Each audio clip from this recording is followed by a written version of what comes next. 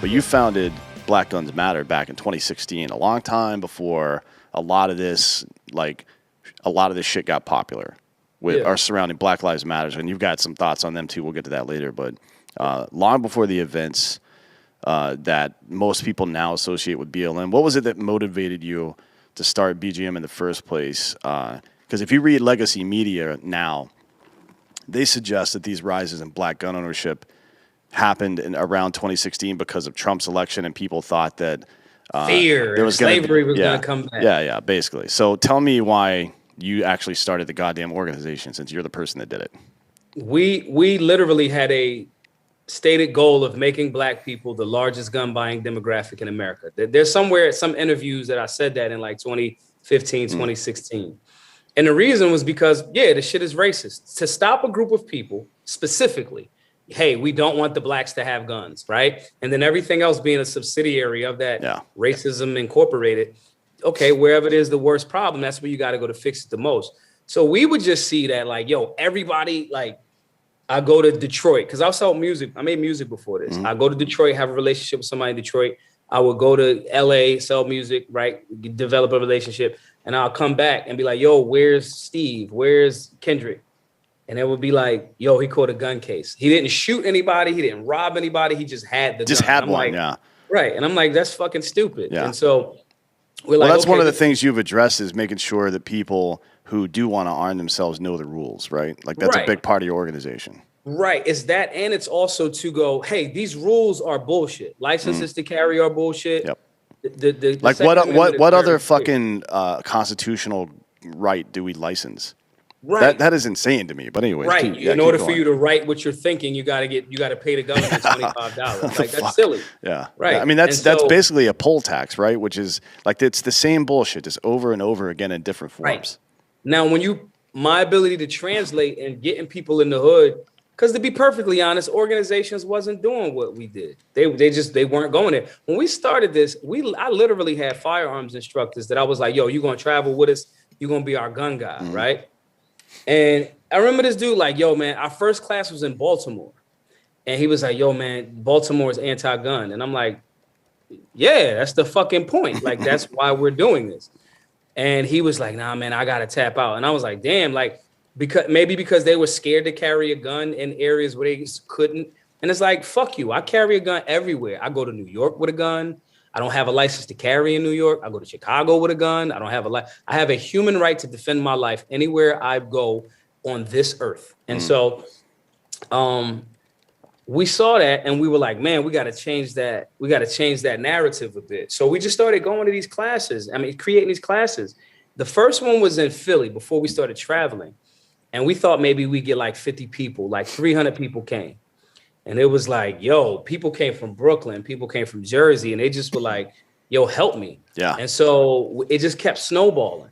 And for us, it was, we got to make the hood be armed. So one, they know the rules so they don't get caught up and then be prison pipeline, food. Yeah.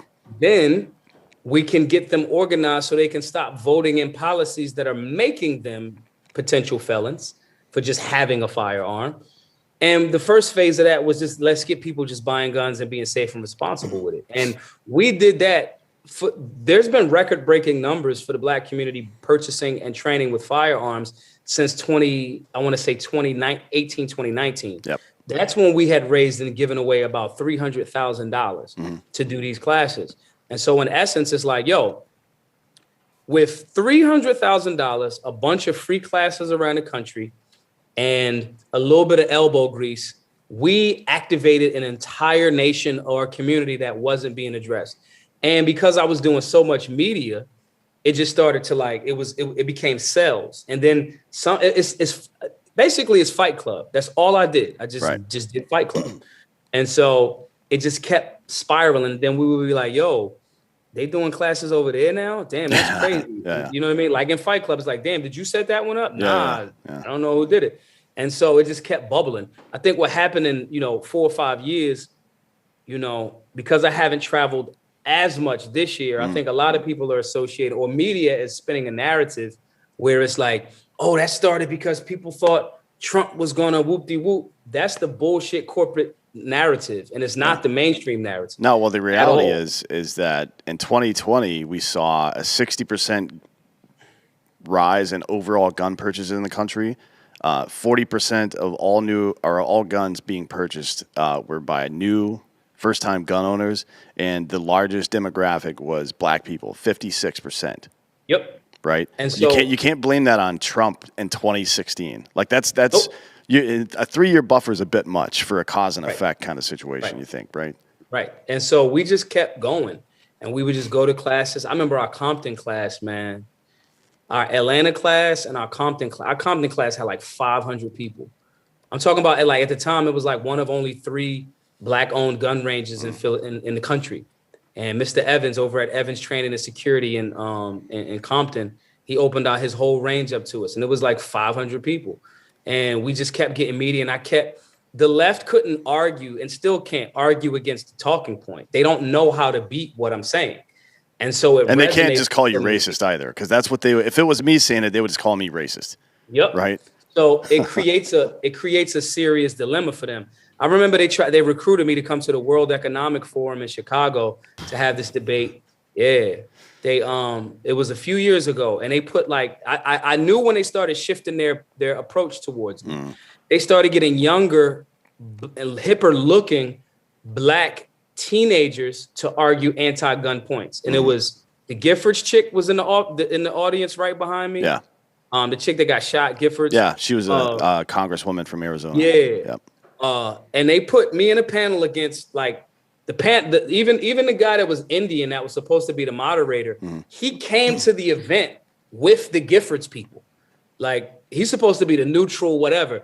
Now me, I'm like, I could do hostile media. My talking points are smooth. I'm charismatic, and I don't succumb to like little dumb tactics that journalists try to use, like phantom attributes. Like, well, some people would say, I'm not going to let that work. I'm going to say, I've never heard anybody say that. Who have you heard say that? Yeah. I'm not going to let you use the shit. It just doesn't work. I've been on the stand to defend my freedom.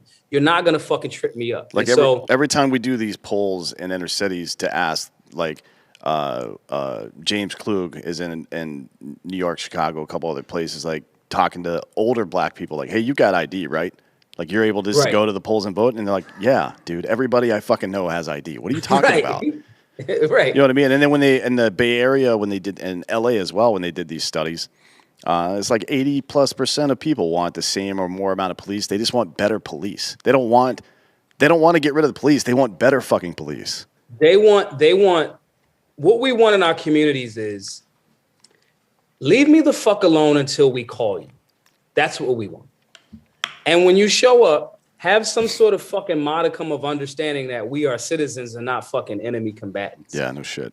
You know what I mean? And so when I started to see the conversation switch, I'm like, oh, okay, cool. We've hit a certain point, because now you're inviting me to this World Economic Forum debate to try to like make me look bad. And I wound up making all of those other people look bad. And so I'm like, okay, this is going in a great direction. The other thing that it highlighted was, if we got this goal accomplished in about 3 years, and it's consistently risen since then, right? If we got this done in 3 years with $300,000, that's on average $100,000 a year. What the fuck are these big organizations that you guys are giving tens of 20s of millions of dollars to? What the fuck are they not doing with your money? Yeah, no shit. Yeah. You know what I mean? I mean, they're buying houses and shit, but yeah. Right. So, and don't get me wrong. Listen, if you work hard, you should be paid. And I'm a free market enterprise dude, right? But at the same time, like, yo, bro, you got to show me some sort of fucking progress. And so, it started to, and we in the beginning, I tried to work with some of those bigger organizations, but it was clear to me that they weren't really interested in expanding the win. They were more interested in catering to their 4 or 5 million members and continuing to sell them. They just wanted to straw man you. They wanted to put you up on stage and tear you apart. And now this is the face of black gun ownership. See, he's not good, so none of it's good. Right. That's what they wanted to do, but they didn't realize that you weren't a fucking idiot, I guess. Yeah, when you man, listen, there's two things. If somebody ever if you ever be in a shootout, like after a shootout, everything else, even the seemingly worse shit, is like loud music at best. Like it's so like I'm not stressed about anything. Like, there's nothing that's going to stress me. People have tried to murder me, and I didn't anticipate being here this long. So, like, you arguing against me with words, and I got a fucking gun on me as we're having this debate, and I know that you don't. There's nothing that you're going to say that's like going to like trick me. And your talking points are very repetitive, and I can beat them. And it's so like, we would do stuff like, and this all goes into the question of like, you know, why we did it and what we saw and what was our goal there. When I did the thing on Vice, where I debated the executive vice president of Gun Violence Prevention of America. And the structure of the debate was, they would ask a question to the online audience. Hey, do you think America needs more gun control? And 80% of the fucking people was like, hell yeah. And then 20% was like, no. And then they would ask the question, and both of us would give our perspective, and then the people would vote again. And then it went from fucking 80-20 this way to 80-20 this way. Right. So it just showed that the general public, with the right messenger that could translate the correct message in a manner where it was easily digestible, and like, people felt like, yo, that dude's, I would like to have a fucking beer with him. You know what I'm saying? Like, then people was like, oh, and I'm like, yo, bro, if you don't want a gun, that's cool too. And I would say that. And they would be like, well, what do you mean? I'm like, well, I know why I want one. And if you're not ready for one, then don't fucking have one. And even that would be like, oh shit. And hey, maybe you should have some pepper spray.